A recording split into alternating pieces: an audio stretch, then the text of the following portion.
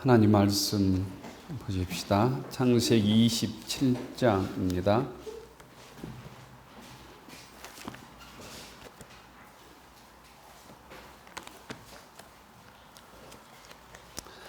창세기 27장 30절부터 46절까지 교독하겠습니다. 구약 성경 38쪽 창세기 27장 30절부터 마지막 46절까지 교독합니다. 이삭이 야곱에게 축복하기를 마침에 야곱이 그의 아버지 이삭 앞에서 나가자 곧 그의 형 에서가 사냥하여 돌아온지라. 그가 별미를 만들어 아버지에게로 가지고 가서 이르되 아버지여 일어나서 아비의 사냥한 고기를 잡수시고 마음껏 내게 축복하소서. 그의 아버지 이삭이 그에게 이르되 너는 누구냐? 그가 대답하되 나는 아버지의 아들 곧 아버지의 맏아들 에서로소이다. 이삭이 심히 크게 떨며 이르되 그러면 사냥한 고기를 내게 가져온 자가 누구냐? 내가 오기 전에 내가 다 먹고 그를 위하여 축복하였으니 그가 반드시 복을 받을 것이니라. 에서가 그의 아버지의 말을 듣고 소리 질러 슬피 울며 아버지에게 이르되 내 아버지여 내게 축복하소서 내게도 그리하소서. 이삭이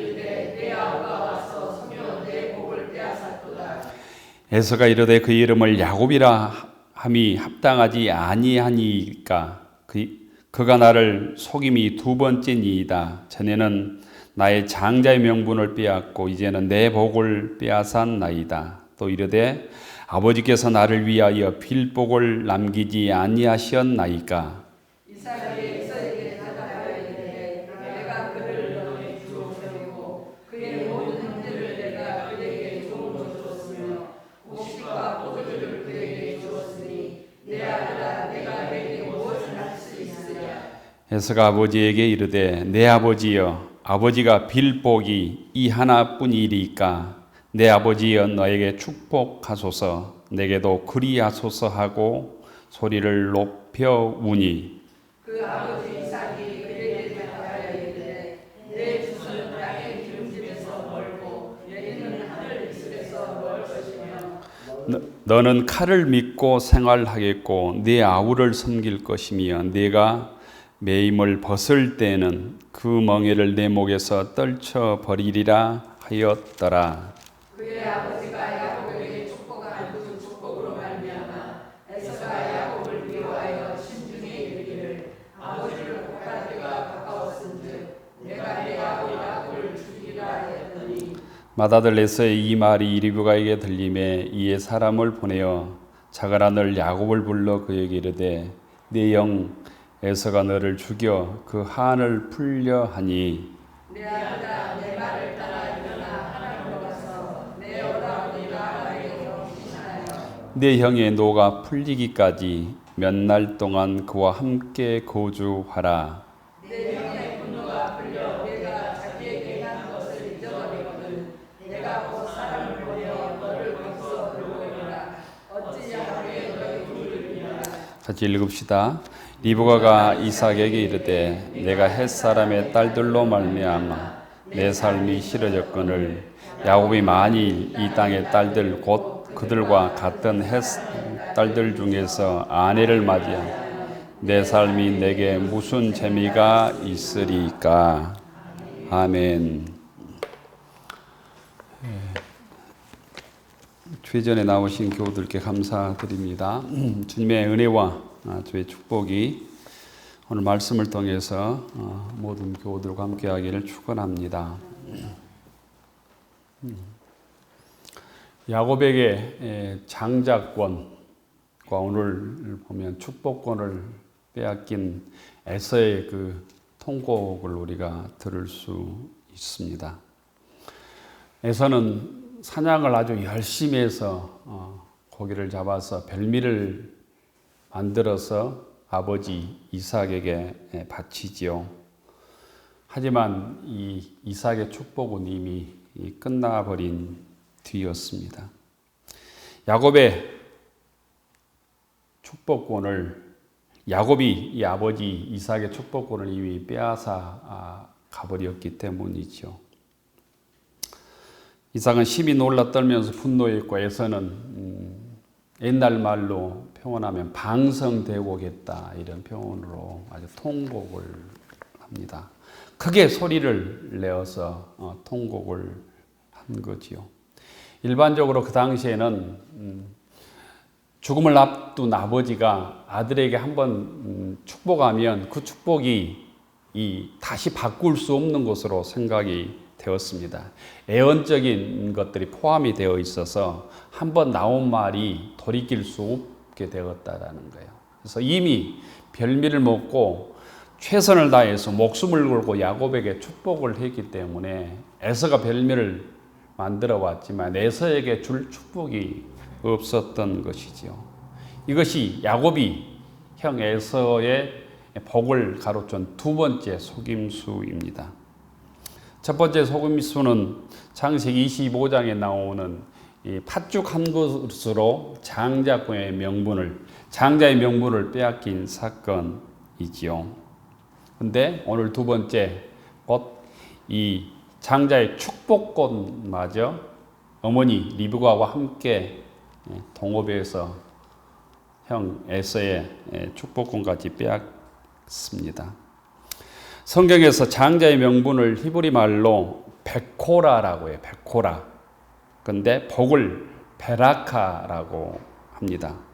그러니까 히브리 말로는 이 장자의 명분을 베코라를 빼앗았는데 두 번째는 베라카, 장자의 복까지도 곧 빼앗아 버린 것이죠. 에서는 이 두 가지 곧 하나님부터 받은 부모로부터 받은 복을 동생에게 빼앗긴 것입니다. 에서는 장자의 상속권을 당연한 것으로 받아들였습니다. 아버지의 이삭의 축복이 자동적으로 자기에게 주어진다고 생각을 했다라는 거예요. 그렇게 방심하다가 장자권, 축복권까지도 야곱에게 빼앗기고 말지요. 자기에게 주어진 하나님의 복을 곧 귀하게 여기지 않으면 현실에 집착하다 하나님께서 주신 우리로 얘기하면 믿음을 귀하게 여기지 않으면 세상의 유혹에 마귀의 유혹에 곧 하나님께서 주신 복까지 빼앗길 수 있다고 하는 아주 중요한 경고를 오늘 얘기 속에서 우리가 얻을 수 있습니다. 하나님께서 우리를 선택해 주셨는데 십자가의 희생을 통해서 우리를 구원해 주셨는데 그 특권, 그 선택을 우리가 값없이 여기면 에서처럼 그 장자권과 축복권까지도 동생에게 빼앗길 수 있다. 세상에게 빼앗길 수 있다고 하는 아주 엄중한 경고를 이 얘기는 우리에게 줍니다. 그래서 마태복음 20장 16절에 보면 먼저 된 자가 나중되고 나중된 자가 먼저 되리라 이렇게 경고함으로 먼저 부름받았다고 먼저 선택받았다고 그것을 가볍없이 여기며 언제든지 나중될 수 있다 빼앗길 수 있다라는 경고를 우리에게 하고 있는 거예요. 에서는 동생 야곱에게 그 복을 빼앗기고 이 베라카 이 복을 빼앗기고 36절에 보면 이렇게 얘기하잖아요. 아버지께서 나를 위하여 빌복을 남기지 아니하셨나이까. 축복이 한번 확정되면 그것이 바꾸기가 불가능합니다. 그래서 에서는 부차적인 베라카 축복이라도 요구하게 되죠. 아버지 곧 야곱에게 주지 않는 그 축복이 남아있을 것 아닙니까? 나에게 그 축복이라도 주십시오. 그래서 39절과 40절에 에서가 이 아버지 이 이삭이 에서에게 곧 축복한 얘기가 39절과 40절인데 보면 축복이라고 말할 수 있을까 이렇게 생각할 만큼 하잘것없는 복이에요. 39절에 보면 그 아버지 이삭이 그에게 대답하여 이르되 내 주소는 땅의 기름짐에서 멀고 내리는 하늘 이슬에서 멀 것이며 겨우 곧 기름지지 않는 땅에서 겨우 먹고 살 것이다. 먹고 살기 힘들 것이다. 이런 얘기잖아요. 이슬에서 멀고 땅의 기름짐에서 머니까 40절에 보면 너는 칼을 믿고 생활하겠고 네 아우를 섬길 것이며 네가 매임을 벗을 때는 그 멍에를 내 목에서 떨쳐버리리라 이렇게 얘기합니다. 자유롭게 되기가 참 힘들 것이다. 아우를 섬겨야 될 것이고 네가 세상의 힘을 칼의 힘을 믿고 살 것이다 이렇게 얘기하죠. 에서의 후손이 에돔 족속이죠. 에돔 족속. 야곱의 후손이 이스라엘 민족이잖아요. 그래서 이스라엘의 지배에서 벗어나는 것이 곧 열왕기 하쯤 가야 왕정 시대가 되어야 곧 이 야곱의 후손 이스라엘에서 이 에서의 후손이 에돔이 자유하게 됩니다. 그 오랫동안 곧 이 야곱의 후손으로부터 자유롭지 되지 못하게 되는 것이죠.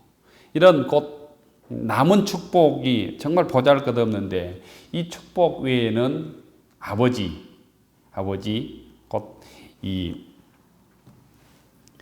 아버지가 줄 복이 없었던 것이죠. 그런 의미에서 곧 한 번 빼앗긴 축복을 다시 회복하는 일이 참 불가능하다고 하는 것을 우리가 알게 됩니다. 우리가 하나님으로부터 선택을 받고 귀한 직분을 받으면 그 직분 또 선택이 세상에 빼앗기지 않도록 잘 관리해야 되는 책임이 오늘 우리에게 있음을 알게 되는 것이죠. 이삭이 한번 야곱에게 모든 것을 복을 빌고 나머지 복을 곧 에서에게 줄 것이 불과 별로 없었다라는 거예요. 그래서 땅의 기름짐에서 멀고 내리는 하늘 위에서 먼 삶, 아주 힘든 삶을 살게 될 것이다. 세상의 칼을 믿고 생활해야만 결국 목숨을 의지하는 삶을 살게 될 것이다. 이렇게 말하고 있는 것이죠. 이 사건을 통해서 이삭의 가정은 풍비박산이 납니다. 이 얘기를 듣고 이삭이 속으로 내가 그 복이라도 받고 살겠습니다. 이렇게 말하지 않아요. 속으로 소위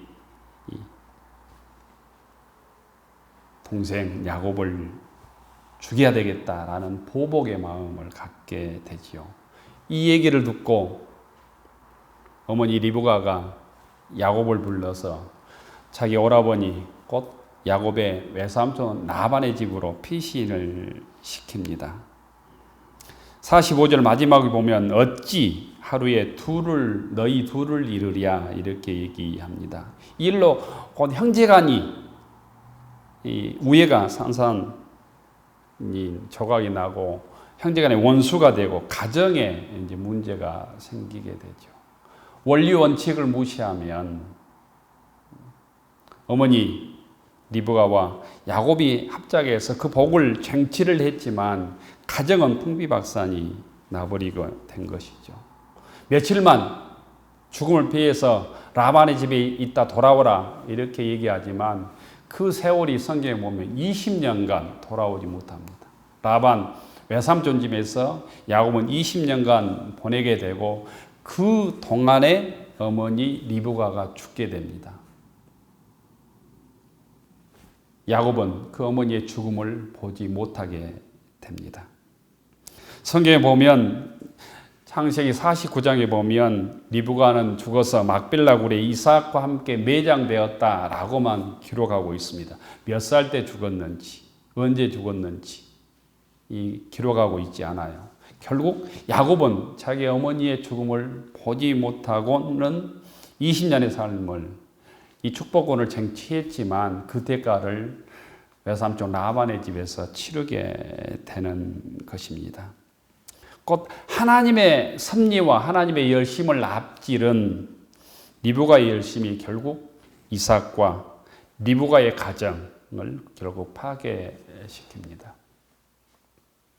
하나님의 섭리를 앞세운 우리들의 어떤 인간의 욕심이 곧 자녀의 교육을 잘못시킨다든가 가정을 어렵게 만드는 곧 그런 우를 오늘 말씀을 통해서 또한 우리가 다시 반복해서는 안 된다고 하는 중요한 교훈도 얻게 되지요. 저는 바둑을 잘 두지 못하는데 바둑 프로 기사들은 반드시 바둑을 이렇게 대국을 하면 복기를 한다고 그래요. 복기를.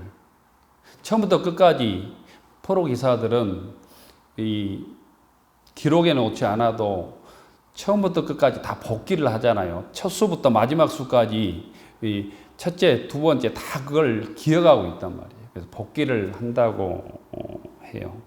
왜냐하면 그 공부하기 위해서입니다.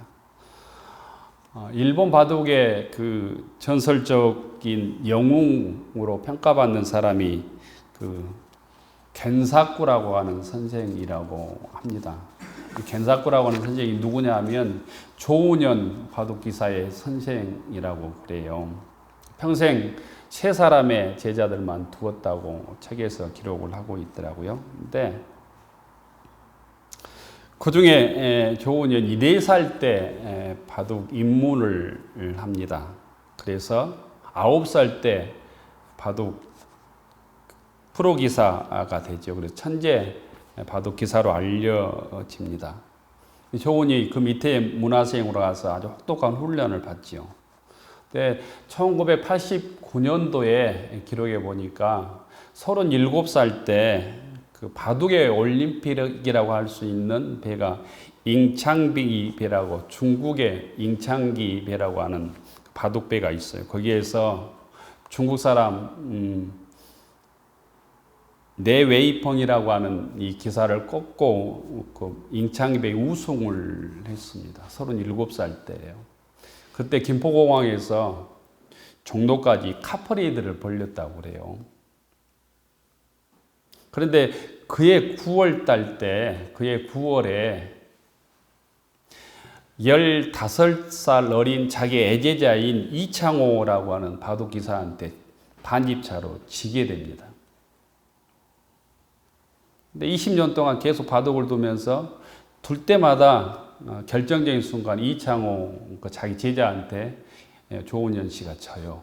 20년 만에 무관의 시세로 전락하고 자기 패배를 돌아보면서 쓴 바둑책이 있는데 그게 조은현 고수의 생각법이라고 하는 책을 2015년도에 냅니다. 승리와 패배를 아주 숱하게 경험했던 조은현 씨가 중요하게 생각하는 것이 곧 이 바둑 기사는 복귀하는 것이다 이런 표현을 썼습니다. 바둑이 다 끝나고 그 바둑을 다시 이제 두어보는 것이죠. 그런데 복귀할 때 자기가 승리한 바둑을 복귀하는 것은 굉장히 기분 좋은 일인데 그 진 바둑, 실패한 바둑, 게임에서 대국에서 진 바둑을 복귀하는 것은 굉장히 고통스러운 일이라는 거예요. 실패의 원인을 찾는 것이 참 괴롭다는 거예요. 또 억울하기도 하고 분하기도 하고. 그 책의 조은현의 말로는 그런 걸 복귀하는 것은 상처에 소금을 뿌리는 것과 같은 느낌이다 이런 표현을 썼더라고요. 속이 쓰리고 따갑다라는 거예요. 그래서 진 바둑은 되도록이면 기사들이 복귀하기를 싫어한답니다. 그럼에도 불구하고 왜 반드시 복귀해야 되는가? 그 이유는 아주 간단하다. 그 실패를 반복하지 않기 위함이라는 거예요. 자기도 모르는 사이에 바둑을 두면서 실패했던 한 수, 두 수가 꼭 있다는 거예요. 어설픔과 미숙함을 발견해서 다시 실수를 반복하지 않기 위해서 복귀가 필요하다 이렇게 얘기하고 있습니다. 복귀하지 않으면 자기가 어느 수에서 실수했는지를 모른다는 거예요. 그래서 그 실수에 대해서 관대하게 되고 다시 되고 그랬을 때 또 그 실수를 반복하게 된다. 이렇게 얘기하고 있습니다. 이 에서라고 하는 사람은 야곱보다는 훨씬 남성적인 사람이죠. 야성이 있고 민첩하고 힘이 세고 세상에서 경쟁력이 있는 사람이잖아요. 그런데 야곱과의 경쟁에서 실수하게 되고 실패하게 되고 그 경쟁력이 있는 사람이 곧 실패의 인생을 성경은 걷게 된다고 얘기하고 있단 말이죠. 최선을 다해서 사냥감을 잡아서 별미를 만들어서 아버지에게 바쳤는데 곧 한 발 늦은 거죠.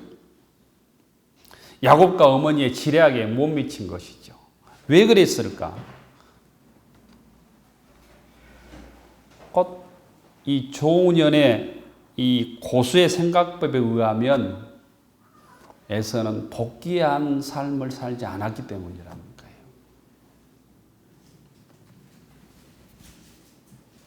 34절에 보면 에서가 아버지에게 아주 통곡하죠. 방성되고 가면서 아버지여 내게도 축복하소서 축복하소서 막 하고 있는데 그럼에도 불구하고 받을 축복이 없었던 이유는 에서의 삶은 복귀 없는 삶이었다는 거예요.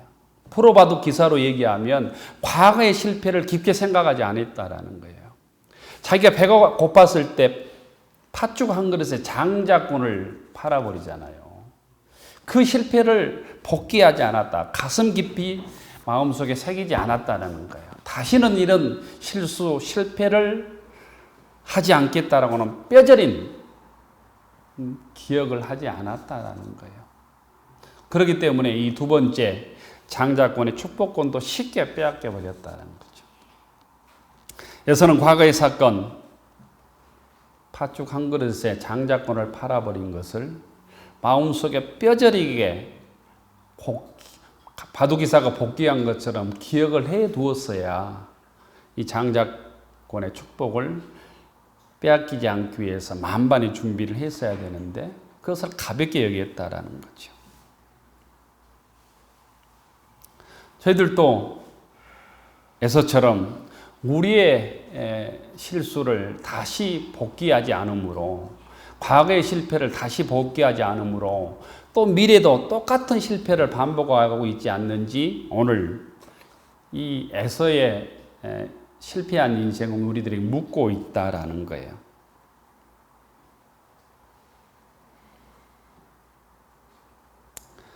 (39절과) (40절은) 그 소위 이 야곱에게 남기지 않는 아주 하찮은 복을 주지만 에서는 그 복까지도 없이 여기고 이삭을 이게 죽일 생각을 합니다. 41절에 보면 이렇게 되어 있습니다. 그의 아버지가 야곱에게 축복한 그 축복으로 말미암아 에서가 야곱을 미워하여 심중에 이르기를 아버지가 고갈 때가 가까웠은즉 내가 내 아우 야곱을 죽이리라. 이 축복으로는 절대 만족할 수 없다. 내가 내 아우 야곱을 죽이리라. 이렇게 얘기한다. 야곱의 복과 비교해서 동생을 미워하게 되고 증오하게 되고 이제 살인의 생각까지 하게 되는 것이죠.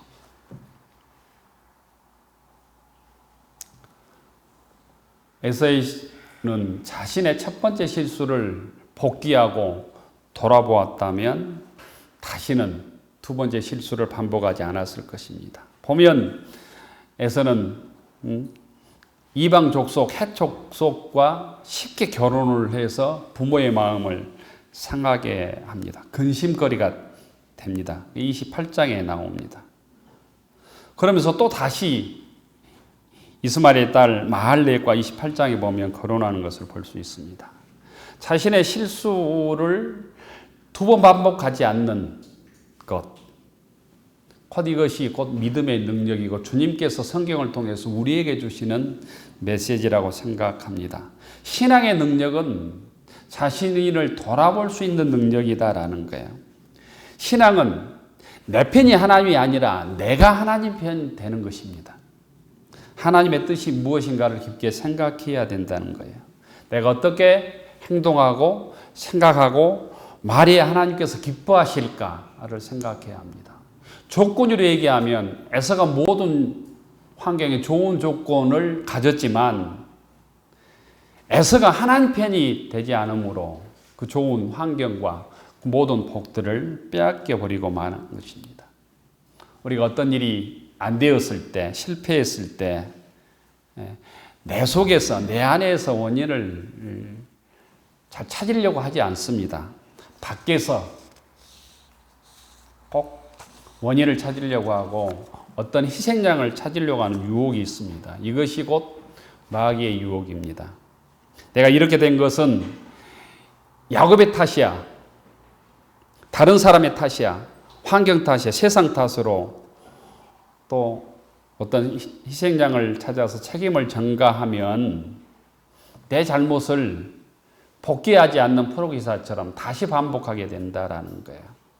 나의 실수와 나의 부족함과 나의 어리석음을 우리는 스스로 잘 보려고 인정하지 않으려고 하죠.